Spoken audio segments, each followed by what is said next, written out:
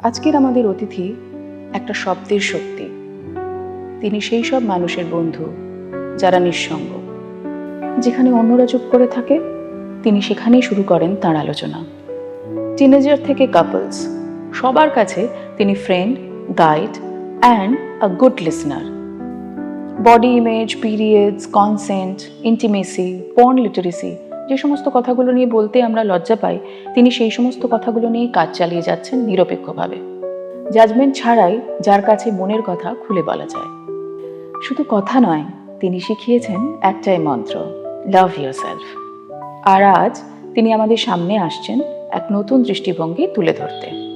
আসুন পরিচয় করে নিই রিলেশনশিপ কাউন্সিলর এবং comprehensive sexuality educator Jaya Jaiswal ম্যামের সাথে।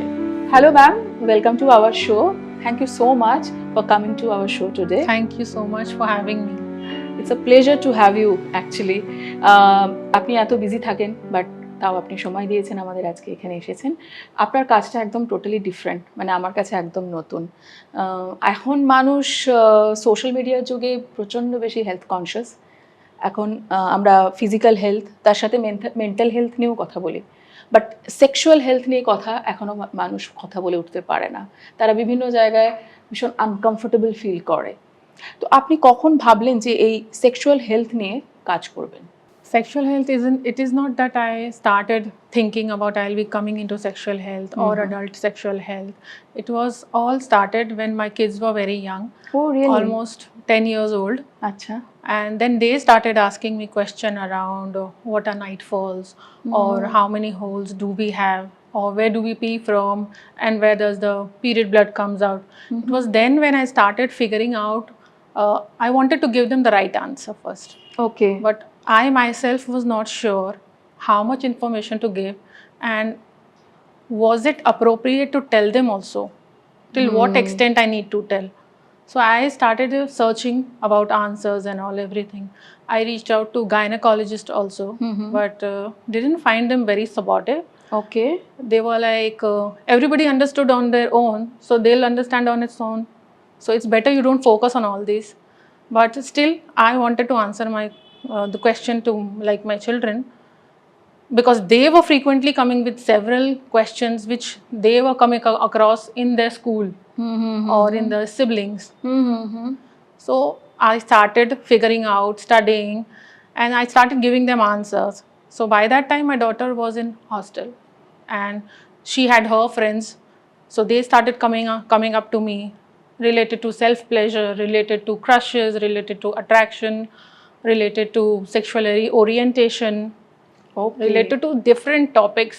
So it was my daughter who was the mediator between her friends and me. So this is how she used to get answers from me, and she used to go to them and answer them.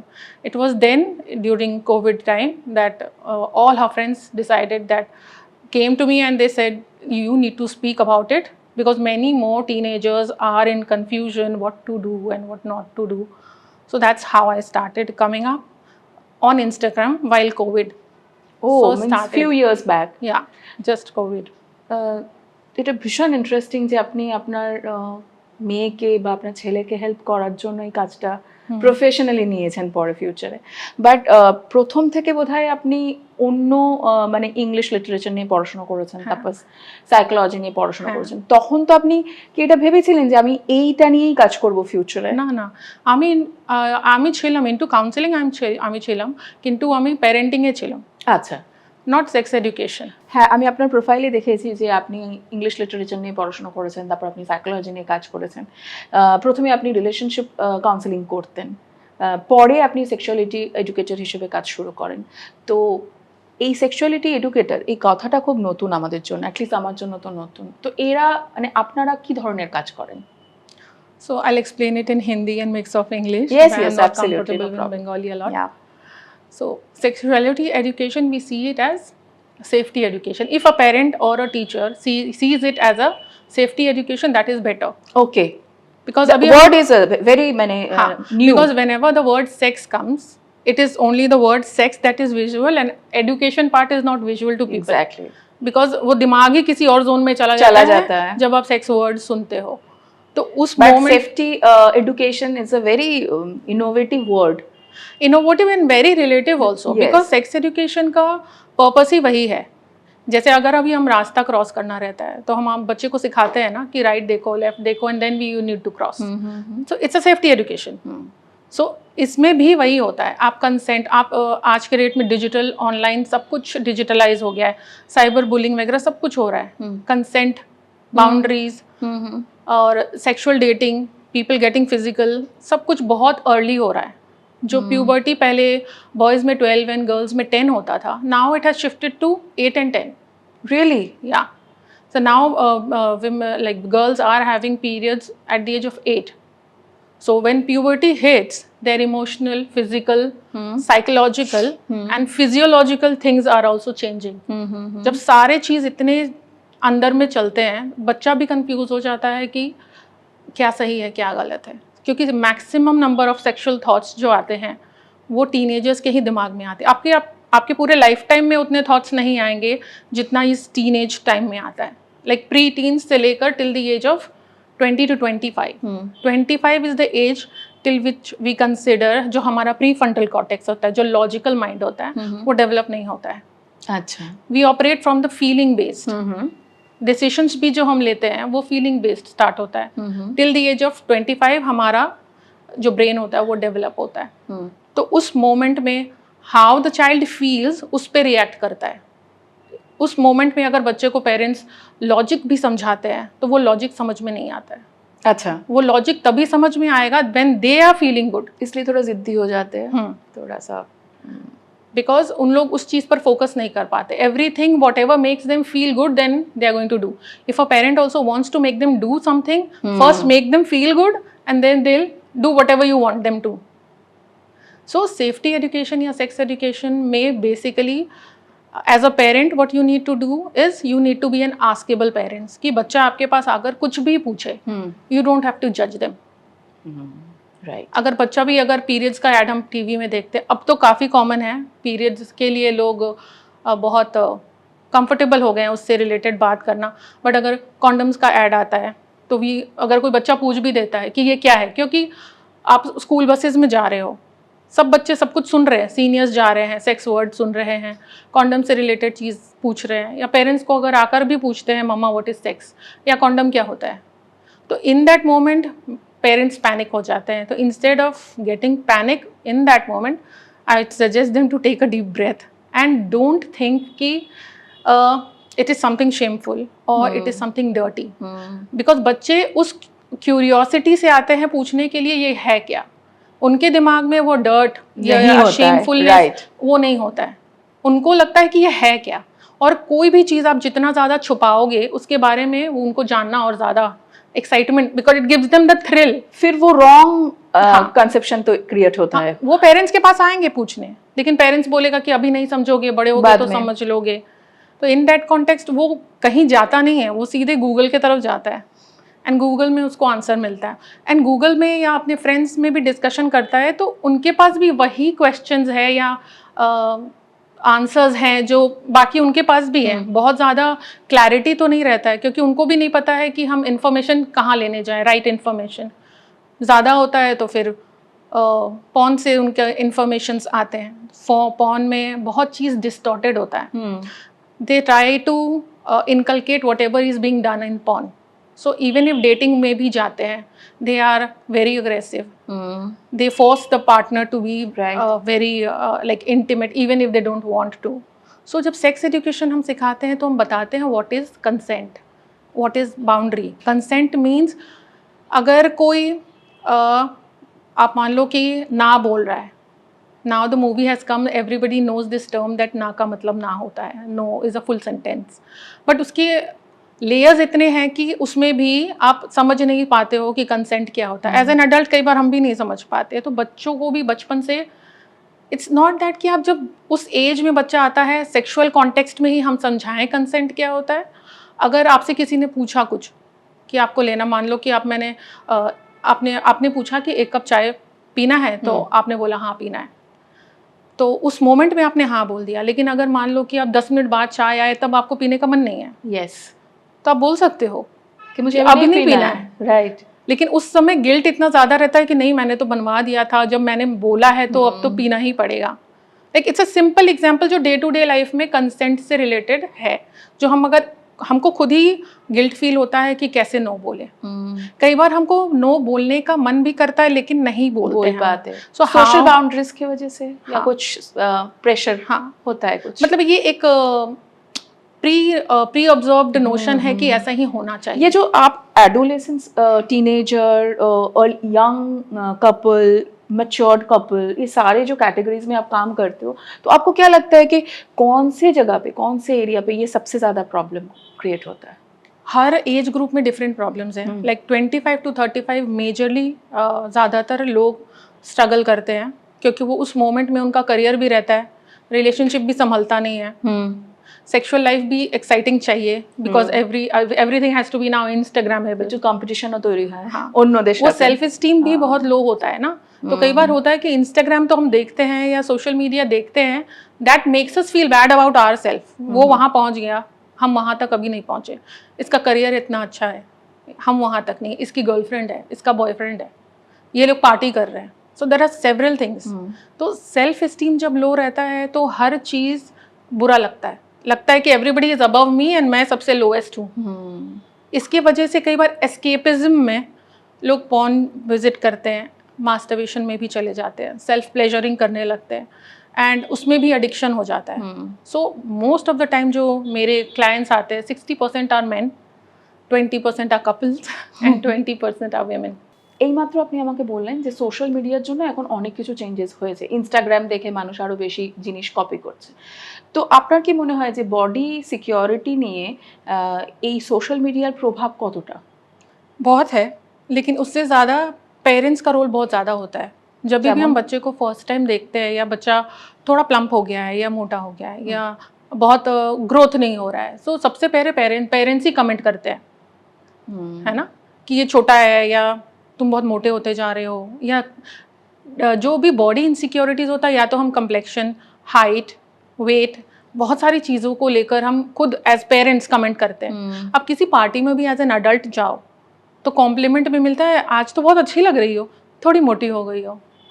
Like पहला impression he by default ऐसा है कि लोग जो भी visual appearance है उसको ही बोलते हैं, कैसा लग रहे हैं या नहीं लग रहे हैं। ये नहीं पूछते कि आप कैसे हो, मेंटली आप फिट हो या आर यू ओके, है ना, वो नहीं पूछते। ये बाय डिफ़ॉल्ट हमारी सेटिंग है, इसलिए, और ये एड ऑन हो जाता है।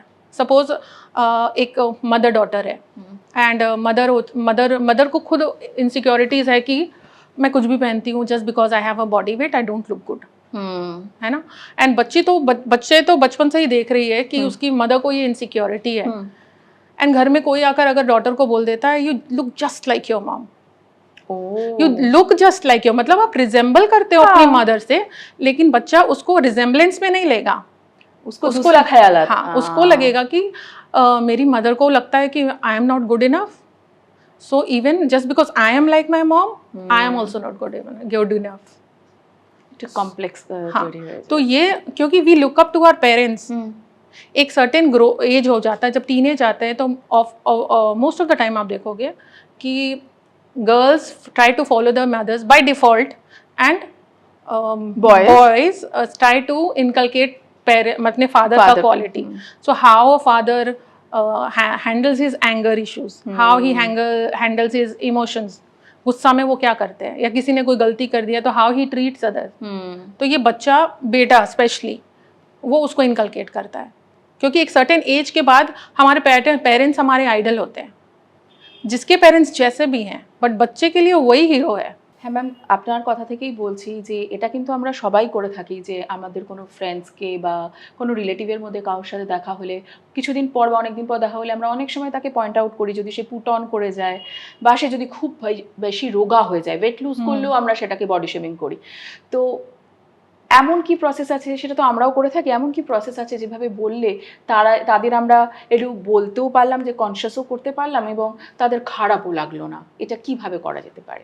हम उनको बोल सकते हैं like are you okay, like is it something going on in your life, you can come to me and like share with me if it's something personal, or if you feel like I am you are comfortable with मी।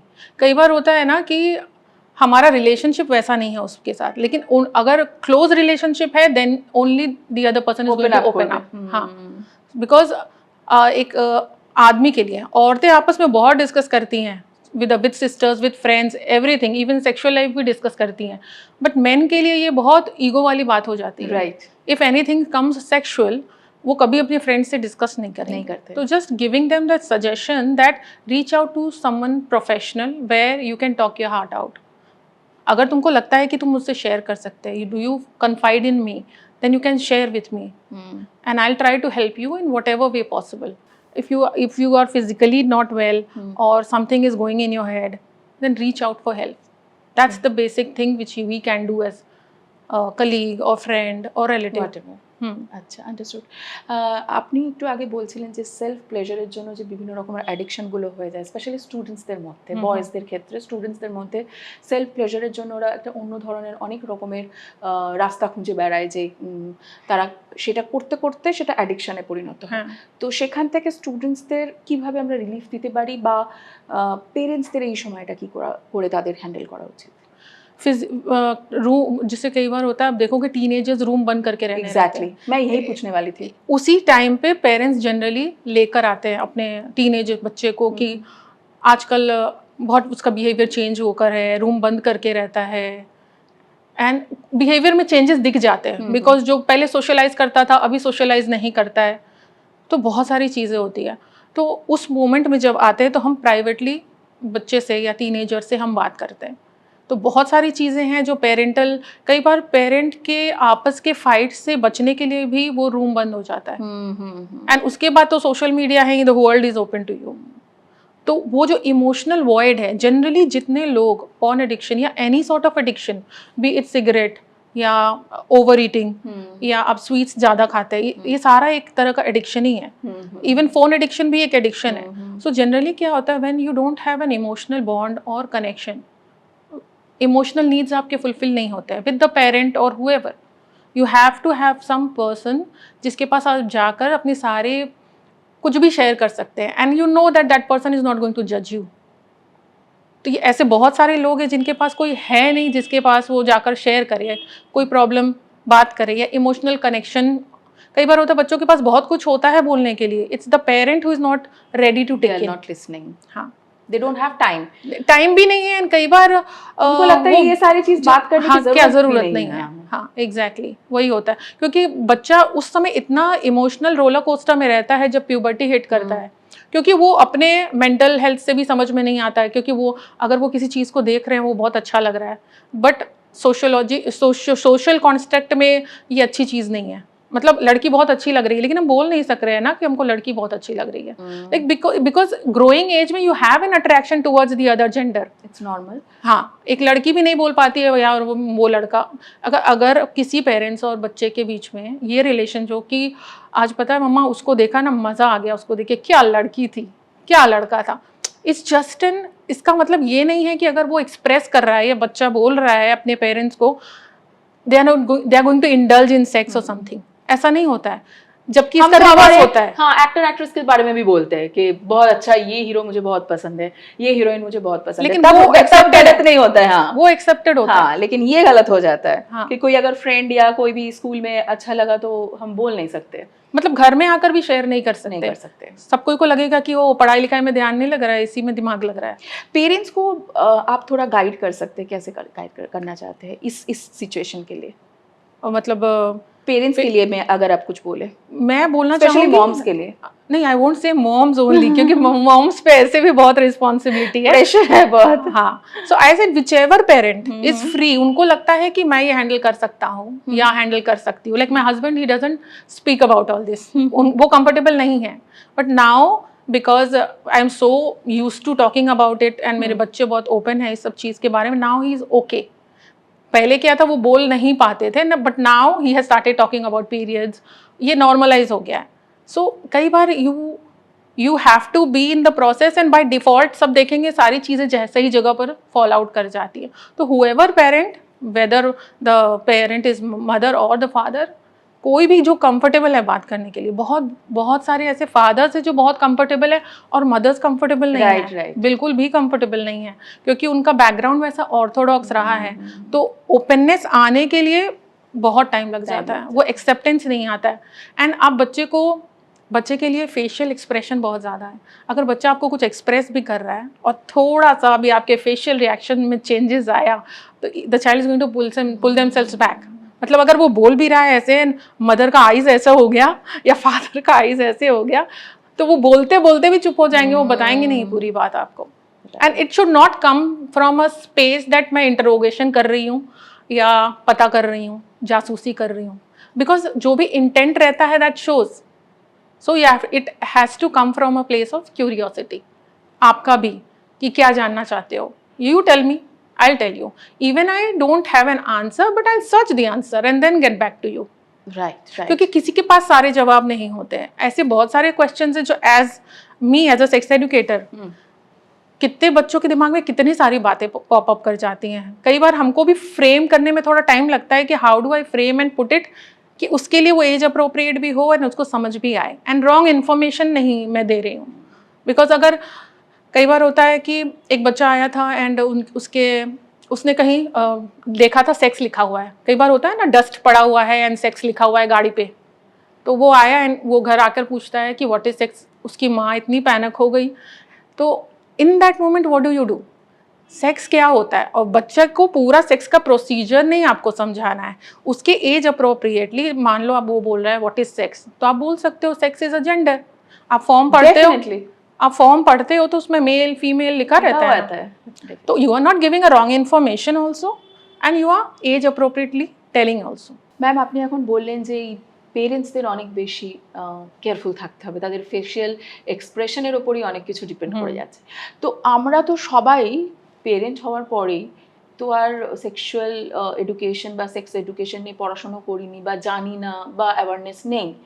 তো সেক্ষেত্রে আপনি যদি আমাদের অডিয়েন্সকে একটু guide করেন যে বাবা মাদের পেরেন্টিংয়ের জন্য, গুড পেরেন্টিংয়ের জন্য কী ধরনের বুকস হেল্প করবে তাদের বাচ্চাকে বুঝতে, বা এই ধরনের সিচুয়েশনে তাদের কী শিক্ষা দেবে? देर आर सेवरल बुक्स जो मैं सजेस्ट कर दूंगी या लिंक में डाल दूंगी विच दे कैन बाय। एंड वो जो एक बेसिक शुरू होता है ना, जब पेरेंट्स जब बच्चे को नहला रहे हैं, या हम मॉन्टेसरी स्कूल में भी जब डालते हैं बच्चे को, तो जैसे हम आइज़ को आइज़ बोलते हैं, तो बोलते हैं ना ये आइज़ है, आइज़ नोज़ है, वैसे ही जब पीनिस बोलना रहता है तो हम पीनिस नहीं बोलते हैं, वल्वा नहीं बोलते हैं, हम बोलते हैं अलग एनाटॉमिकल नेम्स जो रहता है यूफिज्म, हम उसको यूज़ करते हैं। हम सुसु बोलते हैं, चूहा बोलते हैं, नूनू बोलते हैं, लेकिन उसके राइट इन्फॉर्मेशन में हम उसका राइट टर्म्स नहीं यूज़ करते। तो इट स्टार्ट्स फ्रॉम देयर। बहुत रॉकेट साइंस नहीं है, लेकिन इनिशियली जस्ट गाइडेंस नहीं है, इसलिए हमें लगता है कि ये बहुत बड़ा इशू है। सो अगर आप बच्चे को आइज़ नोज़ सिखा रहे, जब आप नोज़ को नोज़ बोल रहे हो और आइज़ को आइज़ बोल रहे हो, तो पीनिस को पीनिस बोलो, वल्वा को वल्वा बोलो। It starts from there. क्योंकि सबसे इवन अगर आपको अपने बच्चे को सेक्सुअल अब्यूज़ से बचाना है, तो सबसे कम जो सेक्सुअल अब्यूज़ होता है वैसे बच्चों के साथ होता है जिनको अपने एनाटॉमी के बारे में पता है।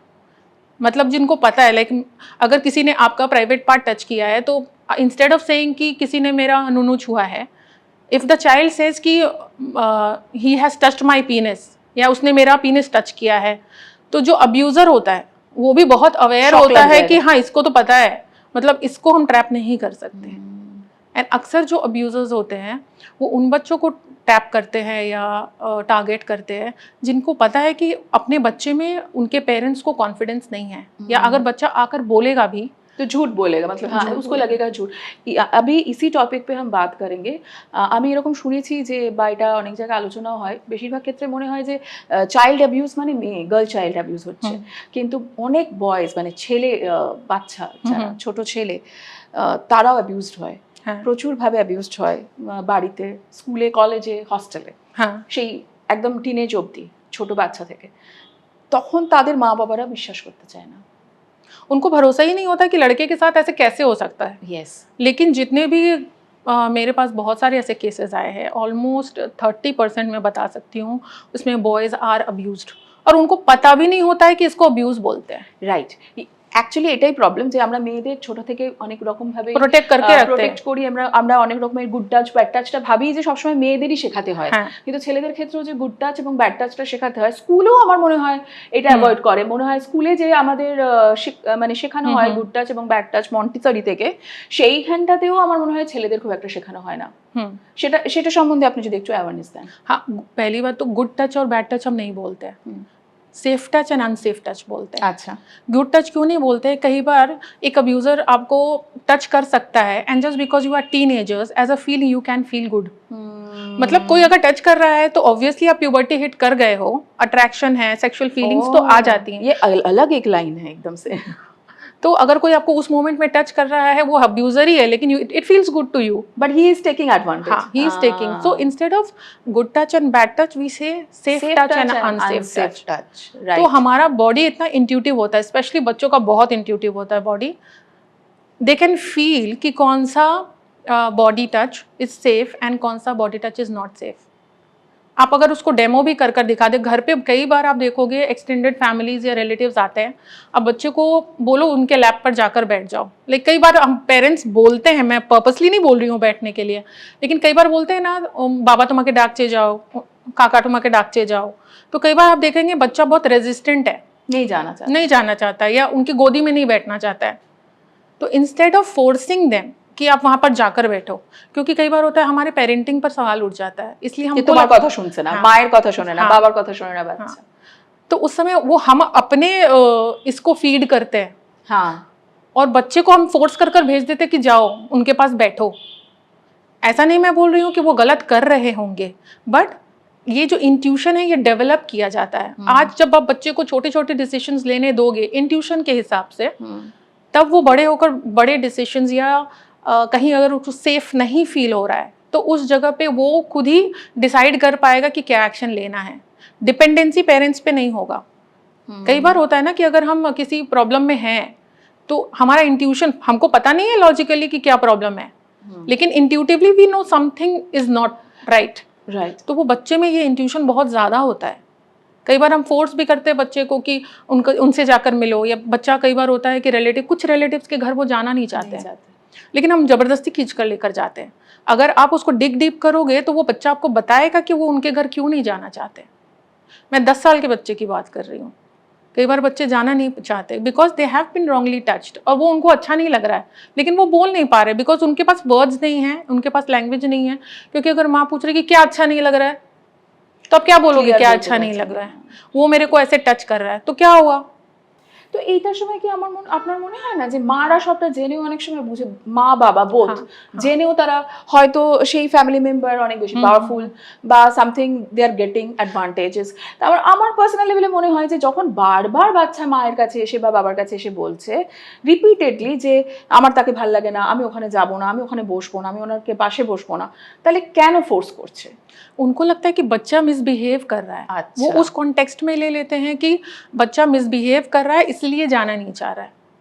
एंड पहली बात तो हम बच्चे पे ट्रस्ट नहीं करते, एज पेरेंट्स हम ट्रस्ट नहीं करते, क्योंकि अगर बाजू वाला भी हमको आकर बोल देता आपके बच्चे ने ये किया, हम बच्चे से नहीं पूछते हैं, बाजू वाले पे ज्यादा भरोसा करते हैं कि हाँ इसने कुछ किया होगा। तो ये जो हम ऑलरेडी डायनामिक सेट कर चुके हैं, तो बच्चे को बाय दैट टाइम समझ में आ जाता है कि अगर हम पेरेंट्स को बोलेंगे भी, मेरे पेरेंट्स मेरे को ट्रस्ट नहीं करेंगे, इसलिए चुपचाप থেকে চেপে যায় ব্যাপারটা। हाँ, इसलिए बहुत दिन तक वो सफर करते रहते हैं। कई बार ये अडल्टहुड तक जाता है আর ফিউচার রিলেশনশিপে গন্ডগোল হয়ে যায়, बहुत ज्यादा होता है। কি এফেক্ট করতে পারে যদি ফিউচার, কেউ যদি ছোটবেলা থেকে একটা মেয়ে বা ছেলে ক্রমাগত মানে অনেক দিন ধরে সেক্সুয়ালি অ্যাবিউজড হয়, বা যেটা সে কাউকে বলতে পারেনি, কোনোদিন এক্সপ্রেস করতে পারেনি, তো সেটার ক্ষেত্রে তার যখন অ্যাডাল্ট এজে যখন যায় তার ফিজিক্যাল রিলেশনশিপ তৈরি হয় না অনেক সময়, तो সেটা কি কি এফেক্ট করতে পারে? बहुत ज़्यादा सेल्फ एस्टीम तो लो होता है, स्केर्डनेस बहुत ज़्यादा होता है, फियर बहुत ज़्यादा होता है उनके अंदर, एंड कई बार उनके अंदर हमेशा डर लगा रहता है कि पता नहीं मेरा सामने वाला पार्टनर भी मेरे को छोड़ देगा, वो इनसिक्योरिटी हो जाता है, और गिल्ट तो बहुत ज़्यादा होता है। एंड एक केस भी था मेरे पास, एक बच्चे का था, वो 12 साल की एज में 2 इयर्स तक अब्यूज़ हुआ था। उसके घर के रिलेटिव ने किया था, हाँ, बट बच्चे को ये बिलीव हो नहीं रहा था कि ये मेरा फॉल्ट नहीं है, क्योंकि बच्चे को वो लग रहा था कि उसने जो किया वो किया, but I enjoyed it, I also liked it. But বহুত টাইম পে ये भी तो होता है कि बड़े सब कभी রং नहीं कर सकते, এরকমও তো অনেক সময় মনে করা হয় বেশিরভাগ ক্ষেত্রে যে বড়রা সবসময় ঠিক, ছোটরাই সবসময় খারাপ, হ্যাঁ। মানে ছাড়া ভুল করে, বড়রা ঠিক করে। তাইলে অনেক সময় কি বাচ্চাদের এটা মাথার মধ্যে চলে যে বড়দের তরফ থেকে যে ব্যবহারটাই আসছে সেটা সবটা রাইট, हाँ আমি রং, हाँ এটা মনে হতে পারে। हाँ हाँ हाँ। इसीलिए कई बार होता है ना कि সেজন্য পেরেন্টসদেরও বলে না অনেক সময়। हाँ, अगर बच्चे के सामने आप खुद ही बोलो ना कि मेरे से गलती हो गया, হুম, तो ये बहुत नॉर्मलाइज हो जाएगा कि बच्चे भी गलती करते हैं तो पेरेंट्स भी गलती कर सकते गलती हैं। करते हैं। कई बार होता है ना हमारे पास भी कोई चीज़ का जवाब नहीं होता है, तो अगर हम बोल देंगे कि पता नहीं हमको, अच्छा ठीक है पता करके बताते हैं, तो वो उतना ही नॉर्मल है। मतलब नहीं पता होना बहुत बड़ा ड्रॉबैक लेते हैं, समझते हैं ना। मान लो कि अगर आप नॉलेज वाइज भी अगर आपको ये नहीं पता है तो एक गिल्ट और श्रिंक कर जाता है बच्चा जब लगता है कि वो तुमको नहीं पता है, क्योंकि हमारे स्कूल में कॉम्पिटिशन्स होते हैं, इसको आता है उसको नहीं आता है, तो वहाँ पे हमारे टीचर्स भी उसको ज़्यादा फेवर करते हैं जो पढ़ने में तेज़ है। जो पढ़ने में थोड़ा मीडियोकर है उसको वैसे ही हम उसका सेल्फ कॉन्फिडेंस लो कर देते हैं, तो वहाँ पे भी बहुत डिफरेंस आ जाता है।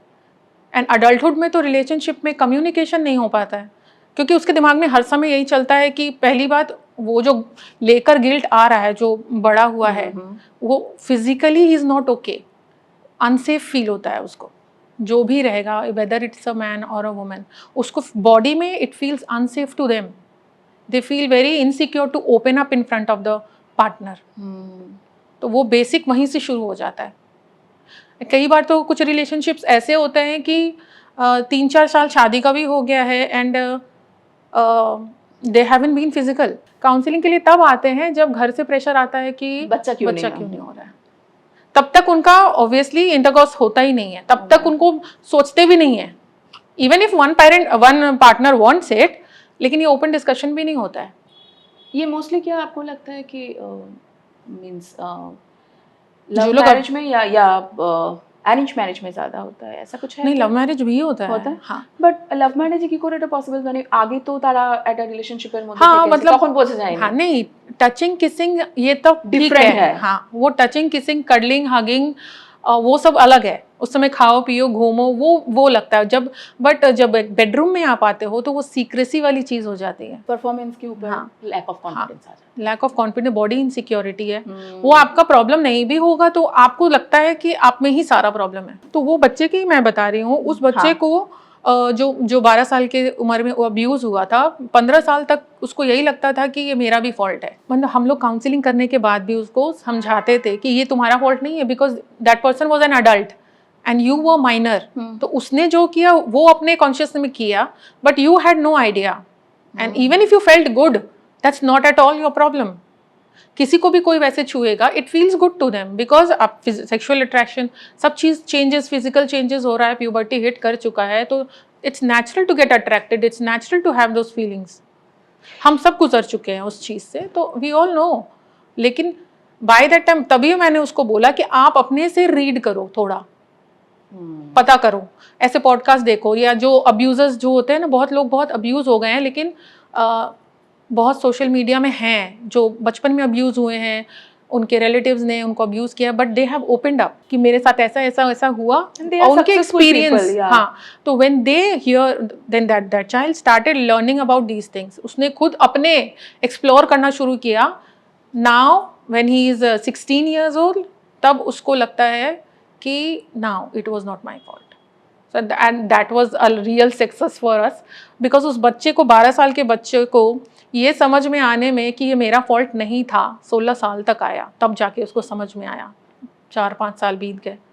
अगर ये नहीं क्योर होता है, उसके लिए तो ये, बिकॉज जब अब्यूज हुआ है तो कॉन्स्टेंट नाइटफॉल्स भी हो रहे हैं, because he has been abuse. जो सेक्शुअल फंक्शंस डेवलप नहीं हुए थे, या जो एक इनोसेंट चाइल्ड और एक जिसको पता चल गया है सब कुछ क्या होता है, तो वो समय से पहले ही हैज़ मैच्योर्ड नो, তো उसके বডি রিঅ্যাকশনস वैसे ही हो गए, because he has been touched like that. তো এই যে অ্যাওয়ারনেস আপনি ট্রিটমেন্টটা করেন, এতে কি পরে চেঞ্জ হয়, বিহেভিয়ার সবকিছু চেঞ্জ হয়? हाँ हाँ, लॉन्ग प्रोसेस हो जाता है, बिकॉज पेरेंट्स का सपोर्ट बहुत इंपॉर्टेंट है इसमें। আচ্ছা ম্যাম, আমি জানতে চাইবো যে যখনই আপনার কাছে কোনো কেউ আসে কাউন্সিলিং এর জন্য, সেটা যে কোনো এজেরই হতে পারে, তারা তো কোথাও একটা আটকে আছে বলেই আপনার কাছে হেল্প চাইতে আসে, তো তারা তো প্রথমেই ওপেন আপ হতে পারে না, তো আপনি কিভাবে হেল্প করেন তাদের ওপেন আপ হতে? मैं तो ऑनलाइन काउंसलिंग करती हूँ Mostly. Because I keep travelling also and also because people are comfortable. कई बार बहुत, जब मैं कोविड-19 के से पहले मेरे चेम्बर था, तो वो बोलते थे कि अगर आपके चेम्बर में मेरे को आना है ना तो 1 किलोमीटर दूर गाड़ी लगा कर आना पड़ता है, ताकि किसी को पता नहीं चले कि मैं किस वजह से आपके पास ऐसा आऊँ। है लाइक क्या? सेक्शुअल हेल्थ का ऐसा है कि शर्म आता है, लाइक किसी को भी कोई देख लिया, कोई रिलेटिव फ्रेंड कोई भी देख लिया, तो क्या प्रॉब्लम है कि ऐसे डॉक्टर के पास गए हो। आई स्विच्ड टू ऑनलाइन, कोविड-19 भी आ गया था तो एवरीथिंग बिकेम ऑनलाइन। तो जब ऑनलाइन में लोग आते हैं ना, कई बार जूम कॉल में हम मीटिंग अटेंड करते हैं या गूगल मीट में करते हैं, तो आई आस्क देम कि आप अपना वीडियो ऑफ रखो, बिकॉज वीडियो ऑफ रखो, मेरा वीडियो दिखेगा लेकिन you don't have to be visible. क्योंकि इस लेवल पे हाँ, उनको अनकंफर्टेबल लगता है, फेस करने में भी कई बार लगता है कि आइडेंटिटी भी छुपा रहेगा या पता नहीं चलेगा, दैट इज़ फाइन। तो मेरे को उससे प्रॉब्लम नहीं है, मैं नहीं भी देखूँ face, it's okay, but I tell them कि व्हेन यू आर कंफर्टेबल, आपको लगता है तो you can switch on your camera, नहीं भी है तो it's okay, and you have to give them 10 to 15 minutes. By that time आप नॉर्मली बात करो उनसे, आप क्या बात, मतलब क्या कर रहे हो, पढ़ाई कैसी चल रही है, पेरेंट्स के साथ रिलेशन कैसा है, एंड बेसिक होते होते बहुत हिचकिचाहट होता है, बहुत नर्वसनेस होता है, बहुत ऑकवर्डनेस होता है उनको, लड़की हो या लड़का, मैन भी। Like people at the age of 40-45 तक दे आर वेरी हेजिडेंट, क्योंकि ये टॉपिक ऐसा है and it is so build up around shame कि ओपन अप करना बहुत मुश्किल हो जाता है। So have to give 15 minute तो सिर्फ उनको, मतलब बोल के हिचकिचाहट में कुछ ब्रेक कर कर बोलते हैं, उसको मैं रीफॉर्म करती हूँ, आपका कहने का मतलब ये है, हाँ हाँ एग्जैक्टली यही है। व्हेन यू रीफ्रेम, तब वो धीरे धीरे, जब उनको लगता है कि there, and you have to have a heart where you are not judging anyone, क्योंकि if it is going to come from a space, but जब आप किसी को जज कर रहे हैं, बिकॉज आपका वर्ड्स बहुत प्रिसाइज होना चाहिए, क्योंकि जब आप किसी को बोल रहे हैं तो अस्टॉनिशिंग नहीं होना चाहिए, एरकम हो छिलो जैसे होता है ना, वो सब चीज़ एक्सक्लेमेशन तो बिल्कुल भी आना नहीं चाहिए। और आप जितना नॉर्मल कंफर्टेबल आप रहेंगे, that energy gets transferred into them also. कई बार होता है ना कि energy speaks louder than words, so even if you are silent, I have to be silent in that moment and allow them 15 to 20 minutes to open up. जैसे वो हिचकिचाकर बोल रहे हैं, हकलाकर बोल रहे हैं, टूटा फूटा भी बोल रहे हैं, I just have to reframe it, and जैसे जैसे वो खुद ही कन्वीनियंट होते जाते हैं, then they open up. First session में तो कई बार वीडियो ऑन भी नहीं होता, बट सेकेंड सेशन से they are very comfortable. And maximum मेरे गूगल में जितने टेस्टिमोनियल हैं यही बोलते हैं कि I get so comfortable talking to you, कि वैसे मैं आज तक अपनी वाइफ से भी बात नहीं किया, या अपने हस्बैंड से भी वैसे बात नहीं किया। So that feels like an achievement to me, like giving that space to people where you are allowing them to speak whatever they want to, क्योंकि उनको वो स्पेस ही नहीं मिला आज तक इतने एज में। कोई 45 ईयर्स का है, कोई 35 ईयर्स का है, they haven't been getting that space कि जहाँ आप दिल खोल कर अपनी तकलीफ, मैंने 45-50 ईयर्स के लोगों को रोते तक देखा है। मतलब बोलने के लिए भी नहीं मिला, सुनने के लिए भी तो कोई है नहीं। এক্স্যাক্টলি। তো আপনার এই সমস্ত পেশেন্টদের স্টোরি আমি জানি খুব কনফিডেন্সিয়াল, বাট এমন কোনো স্টোরি আছে যেটা আপনি শেয়ার করতে চাইবেন বা যেটা আপনি এখনো ভুলতে পারেন না কখনো কখনো? एक इंसेस्ट स्टोरी है, हालांकि मैं इंसेस्ट केसेस लेती नहीं हूँ। आई होप इंसेस्ट मीन्स जब आपके सेक्सुअल रिलेशन आपके रिलेटिव्स के साथ होते हैं, अच्छा, ऐसे भी बहुत सारे केसेस होते हैं। जानबूझ के? हाँ, पर्पसली। सो मैं इंसेस्ट के केस लेती नहीं हूँ generally, until and unless you want to come out of it, मैं इंसेस्ट केसेस नहीं लेती। So this was one guy and he reached out to me and बोलता है कि me and my mother is having a relationship, अपनी माँ के साथ वो रिलेशनशिप में था, and now my mother feels guilty, can you counsel her and convince her कि it is okay to do and she can continue with me. That boy is saying. Yeah, that voice is saying, but I don't take such cases. This It's was very something, critical, complicated. because that's not my ideology. Incest is not something which I agree to. So that is I don't, क्योंकि मैं उस case में judgemental अगर हो जाऊंगी, that's where the counseling fails, no? Right, মানে ওরা ওই রিলেশনশিপ থেকে কিন্তু বেরিয়ে আসতে চাইছে না, ওরা থাকতেই চাইছে। नहीं, मदर निकलना चाहती है, लेकिन the mother didn't reach out to me. If the mother would have reached out to me, I would have helped, but it was the son who wanted कि आप काउंसलिंग करो एंड मेरी माँ को कन्विंस करो कि it is okay to do. আচ্ছা, তো এইটা আপনার কাছে সবচেয়ে বেশি শকিং হ্যাঁ। এখনো পর্যন্ত? Right right. तो इंसिस्ट केस प्राय मैं डील नहीं करती until and unless you want to get out of it.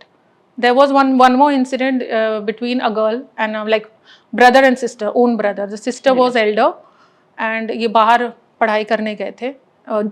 Sister job करती थी एंड जो भाई था वो भी अपना ग्रेजुएशन कंप्लीट करने के बाद पर्पसली गए. माँ बाप तो गांव में रहते थे, भाई बहन दोनों शहर में रहते थे and they got physical. The girl purposely did it, मतलब सीड्यूस करके made him physical with her and she was pregnant also, but this guy reached out to me to just come out कि मेरे को इससे अब निकालो. Now I feel कि ये करना नहीं चाहिए, ये सही नहीं है, and then I helped him. Now he is out of it, but that lady is still carrying his child and she said I'm okay, I'm going to US and I'll say कि वहीं पे मेरा किसी से affair हुआ है and वो बच्चा उसी का है. Very easy for them. Yeah. शायद हम लोग used to नहीं है इसलिए. Yeah. Whatever, अभी मैं आपसे ये पूछना चाहती हूँ कि অনেক কেসেস আপনার কাছে আসে, তার মধ্যে এক্সট্রা ম্যারিটাল অ্যাফেয়ার্স, তারপর মাল্টিপল পার্টনার্স, এই সমস্ত অনেক কিছু থাকে আপনার কাছে.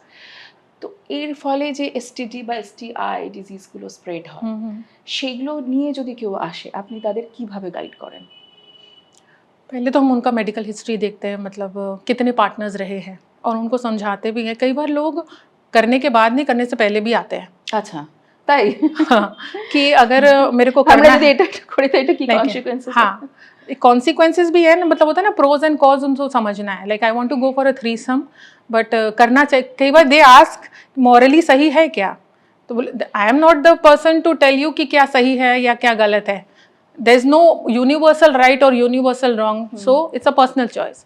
सो I just tell them this is what you, this is the pros and this is the cons. Like अगर आप कर रहे हो तो ये, अगर आप बोल रहे हो कि मेरे को करना ही है and then I tell you these are the things you need to take care of, precaution लेना है एंड ऑब्वियसली प्रोटेक्शन यूज़ करना है एंड डिफरेंट प्लेसेस के लिए डिफरेंट कॉन्डम्स यूज़ करने हैं.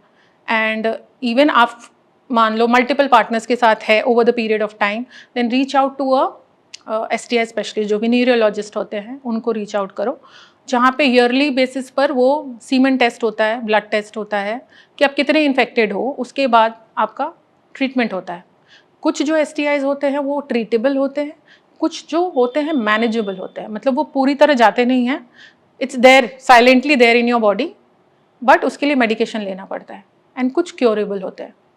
So if you won't believe, research के हिसाब से टॉप 5 स्टेट्स मतलब इंडिया में is Bangalore, cities sorry, Bangalore, Hyderabad, Delhi, Mumbai and Pune, जहाँ 70% youth they are all STIs infected. लेकिन उनको लगता है कि करना ही नहीं है, टेस्ट भी नहीं करना है, एंड इससे बहुत लॉस भी हो जाता है. स्पेशली फर्टिलिटी इश्यूज हो जाते हैं, कंसीव करने में लेटर बहुत प्रॉब्लम होता है. এখন যে জেনারেশনের সবচেয়ে বেশি বার্নিং যেটা প্রবলেম সেটা হচ্ছে কনসিভ করা, তার পিছনে এই এত কিছু কারণ আছে বলে আমাদের মনে হয়. ये भी है, प्लस जो women extra emergency contraceptive pills लेती हैं, হ্যাঁ হ্যাঁ, এই কথাটা তো আমি আসছিলাম. जो रेगुलर पिल्स होते हैं वो डिफरेंट होते हैं, और ये जो एमरजेंसी कॉन्ट्रासेप्टिव पिल होते हैं वो एमरजेंसी, उनका नाम ही एमरजेंसी है. এমার্জেন্সি, হ্যাঁ. But people, especially men, they don't want to use condoms and they say कि मज़ा नहीं आता है, इस वजह से they don't want to use. and कई बार they convince the partner also. The partner is also okay कि ठीक है, after doing we can have an emergency contraceptive. but उनको ये नहीं समझ में आता है कि वो internal organ, because वो दिख नहीं रहा है, but the damage is done. কতটা এফেক্ট হয় মেয়েদের শরীরে? बहुत Emergency ज़्यादा, बहुत ज़्यादा. कई बार होता है जो उनके इंटरनल ऑर्गन्स में उनको कंसीव करने में लेटर प्रॉब्लम होता है, वो लेटर प्रॉब्लम इससे रिलेटेड है, ये उनको नहीं पता होता. कंसीव करने में फर्टिलिटी इश्यूज होता है, पेन भी होता है, पेनफुल सेक्स भी हो जाता है कई बार. ये सारे बाद में कॉन्सिक्वेंसेस दिखते हैं क्योंकि ये इंटरनल है, तो आपको सामने फिजिकली कुछ दिख नहीं रहा है कि क्या नुकसान दे रहा है, बट इंटरनल डैमेज हो जाता है. বেশিরভাগ সময় এটা কেন মনে হয় যে এটা ফিমেল সেক্সের responsibility, I am talking about gender, যে ফিমেল সেক্সের এটা রেসপন্সিবিলিটি বার্থ কন্ট্রোলটা, সেটা যেন ছেলেদের কোনো রেসপন্সিবিলিটি নয়, এটা কেন মনে হয় বেশিরভাগ সময়? ये तो बाय डिफ़ॉल्ट पेट्रियार्की की वजह से ऐसा है कि, बट जब हम इसीलिए जब सेक्स एडुकेट करते हैं तो लड़कों को भी ये समझाते हैं इक्वली कि whenever you are sleeping with a partner, the partner's health is equally important to you. Because it's a joint venture. आप लोग दोनों ने डिसाइड किया है, तो जो भी डिसाइड किया है वो म्यूचुअली आप पहले डिसाइड करो. Even if a man wants to get physical with the girl, आप उनके भी मल्टीपल पार्टनर्स हो सकते हैं. You don't know the medical history, मतलब sexual history of a person. आज के डेट में Tinder, Bumble, everybody, it's so easily accessible कि आप किसी के साथ कभी भी मन किया एंड टाइम्स आप फिजिकल हो सकते हो. सो until and unless you know the physical history of a person, try not to indulge. मतलब अगर आप एक पार्टनर रखे हो and try to stay with that one partner, chances of getting STIs is very limited then. Okay. Multiple partners कोई आपको बताएगा नहीं. And even if you want to start with a multiple partners, it is better you both go and get yourself tested. STI test. And if both of you are clean, then you can move ahead. लेकिन वो उतना patience नहीं होता है. इसलिए लोगों को लगता है जब हम सेफ्टी एजुकेशन की बात करते हैं या सेक्स एजुकेशन की बात करते हैं तो उनको लगता है कि अगर हम बात करेंगे तो वो ज़्यादा इंडल्ज हो जाएंगे और करने में, जबकि इसका रिवर्स होता है. जब आप ऑलरेडी इन्फॉर्म्ड हो कि ऐसा ऐसा होता है तो आप वो रिस्क प्रिवेंट करते हो. जिसको नहीं पता है कि ये होता है वो इंडल्ज करता है, তো মেজর সুইচ वहीं आ जाता है. যেমন কম্পারেটিভলি আগেকার মেয়েদের তারা বুঝতে পারতো না, তখন তাদের প্রেগন্যান্সি হঠাৎ করে মানে আনওয়ান্টেড প্রেগন্যান্সি অনেক বেশি হতো, এখন মেয়েরা অনেক কিছু জানে বলে যেমন কম হয়, তেমনি এইটাও আপনি সাজেস্ট করছেন. হ্যাঁ. এবার আমি আপনাকে কতগুলো জিনিস জিজ্ঞেস করব যেগুলোর বেশিরভাগ ক্ষেত্রে মিথ রয়েছে আমাদের সোসাইটিতে, যেটা মিথ না ফ্যাক্ট সেটা আপনি আমাদের বলবেন. যেমন অনেকের মনে হয় যে ছোটবেলা থেকে বা ওই স্টুডেন্ট এজে অ্যাডাল্ট কন্টেন্ট দেখলেই বা অন্য ধরনের সিনেমা দেখলেই সেটা একটা অ্যাডিকশনে তৈরি হয়ে যায় বা সেটা থেকে বেরিয়ে যাওয়া যায় না, এটা একটা ট্যাবু. তো এটা মিথ না ফ্যাক্ট? नहीं, এটা फैक्ट. अच्छा. पॉर्न देखने से हमारा जो इम्प्रेशन होता है हाउ थिंग्स शुड बी वो बहुत बदल जाता है. अच्छा. जब आप पॉर्न देखते हो कि female is all good looking, well decked up, but reality में वैसे नहीं होता है.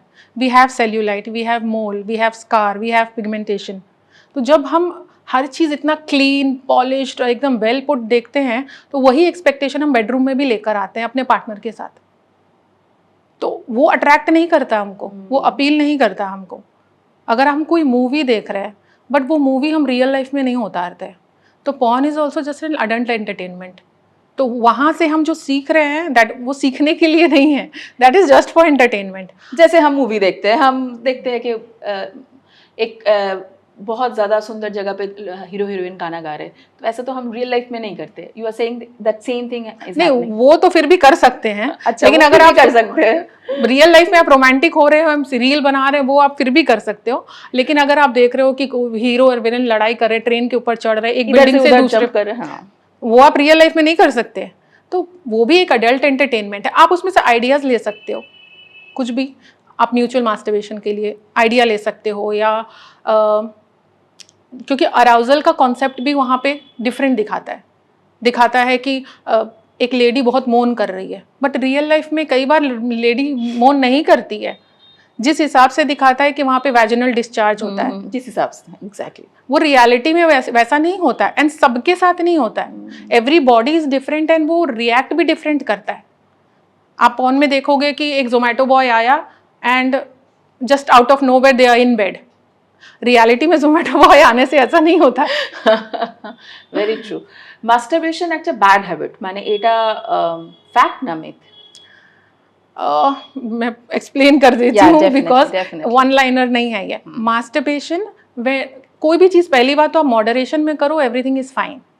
मास्टरबेशन क्या होता है, जब टीनेज डेवलपमेंट होता है तो सेक्सुअल अर्जेस होती हैं बॉडी में. आप किसी भी चीज़ को विजुअली देखते हो तो सेक्सुअल अराउजल होता है. सो अगर आप मास्टरबेट कर रहे हो because of that sexual tightening और सेक्सुअल क्या बोलते हैं उसको, सेटिस्फेक्शन फ्यू टाइम के लिए, नहीं, जैसे सेक्सुअल एनर्जी बिल्डअप हो गया आपके बॉडी में एंड उसको आपको लगता है कि रिलीज नहीं करेंगे तब तक डिस्ट्रैक्ट हो जा रहे हैं हर चीज़ से, देन यू कैन रिलीज. आप मास्टरबेट कर सकते हो, not at all a problem. Once a week is okay, but more than that अगर आप करते हो, बिकॉज इसको मल्टीप्लाई करने में टाइम नहीं लगता है. Whenever you are lonely, whenever you are feeling bored और घर पे कोई नहीं है, इट बिकम्स अ हैबिट. ये एक नॉर्मल फंक्शनिंग से हैबिट में कन्वर्ट होने में टाइम नहीं लगता है. So that is why you need to limit.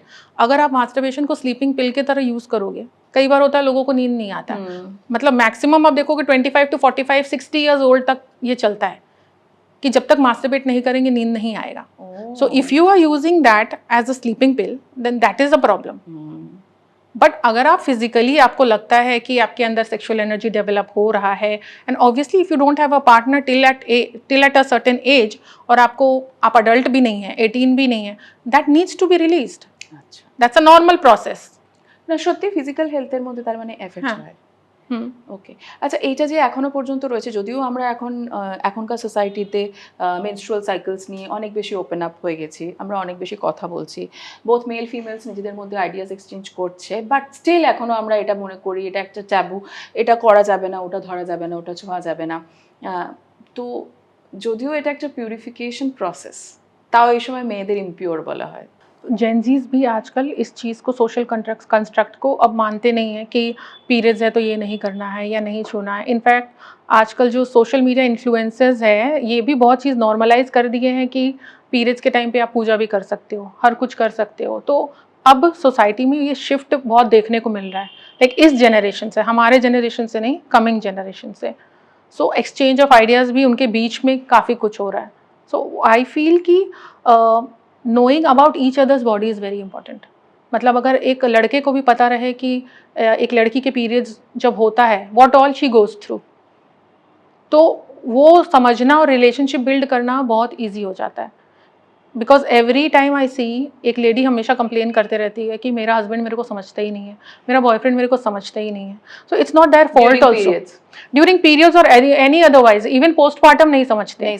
Postmortem depression is real, जो आइडिया ही नहीं है लोगों के पास. हाँ, पोस्टमार्टम तक हम नहीं पहुंचे अभी. पीरियड्स तक ठीक है कि एक आदमी भी मेंटली प्रिपेयर्ड है उस चीज़ को एक्सेप्ट करने के लिए.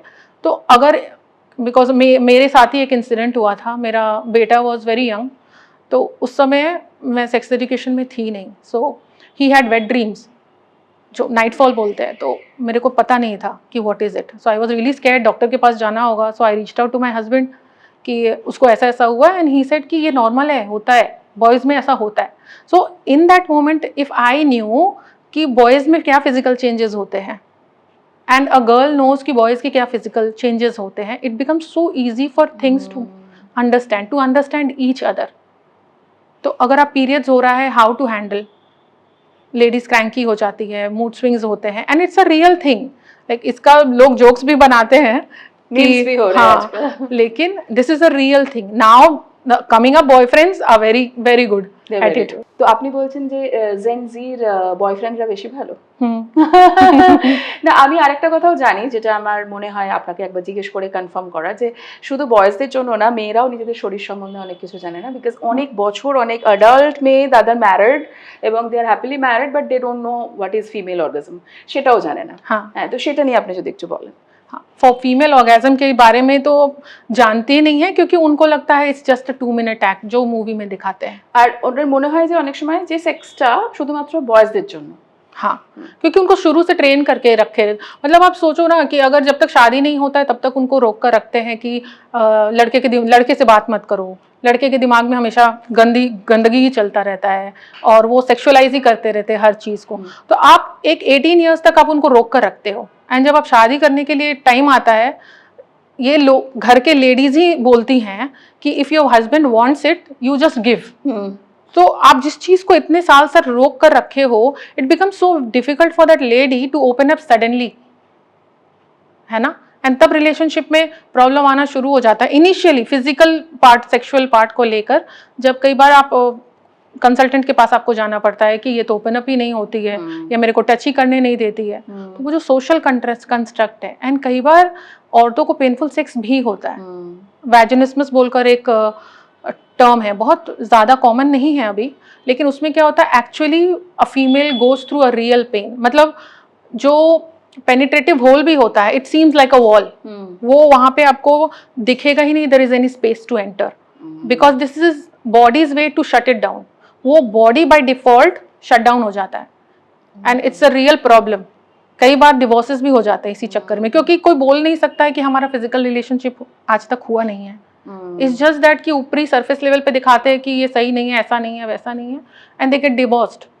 कितने सारे ऐसे वैजिनिसमस के पेशेंट्स हैं। আপনার ওয়ার্কশপে কি আপনি এই ধরনের মানে এই ধরনের অ্যাওয়ারনেস নিয়ে কথা বলেন এরকম हाँ প্রবলেম নিয়ে? हाँ, कई बार होता है ये सारी चीज़ें लोग ग्रुप में डिस्कस नहीं करना चाहते। Oh. इन जनरल मैं जब ये डिस्प्ले करती हूँ या टॉपिक्स के बारे में बात करती हूँ तो everybody understand what I am talking about, but later they come personally कि ऐसा मेरे अच्छा। साथ हुआ है।